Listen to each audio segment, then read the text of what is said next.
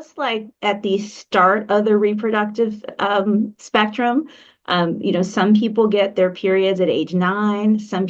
Most people get it at 11 or 12. Some people are 16 or 17, and it's all normal.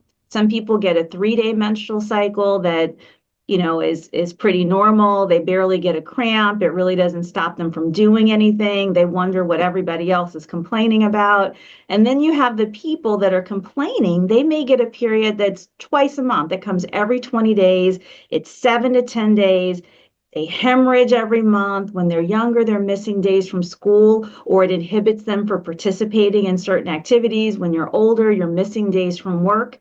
And those people clearly have, their symptoms are impacting their ability to function. And so would I give somebody that has the 3-day cycle treatment? Probably not, unless they wanted it for some reason. But the person whose quality of life is really inhibited so that they can't function well once or twice a month, I'm absolutely going to want to treat them. And so it's the same thing at the opposite end of the reproductive spectrum. There are some people that are really fortunate. They get very few to no symptoms at all.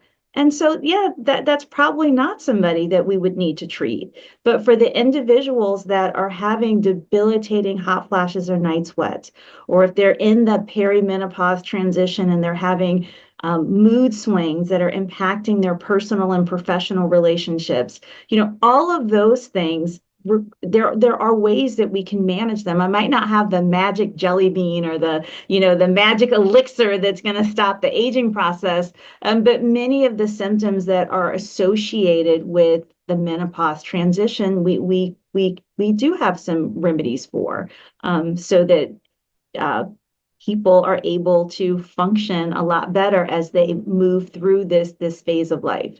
If you're someone that has mild, and I'll get people to say, I think I have them. I kind of feel warm sometimes, and I'll just take my sweater off, or, I bought a little fan, I fan myself, but it only happens a couple of times a week. And no, I don't think I've ever had a night sweat before. They look at you like they're thinking about it hard.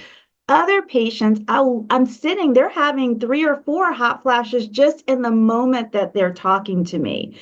One patient recently had a formal event that she was going to over the holidays, and she'd spent a lot of money getting her hair professionally done and her makeup, ended up having a hot flash. And she cried in the office too. Makeup melting, hair was done for. And now I don't even want to go to the event, right? Those are the things that aren't minimal. And not everybody has severe symptom hot flashes in that manner. But for people that are experiencing severe hot flashes, they should feel empowered that they can talk to a healthcare professional about ways to manage it.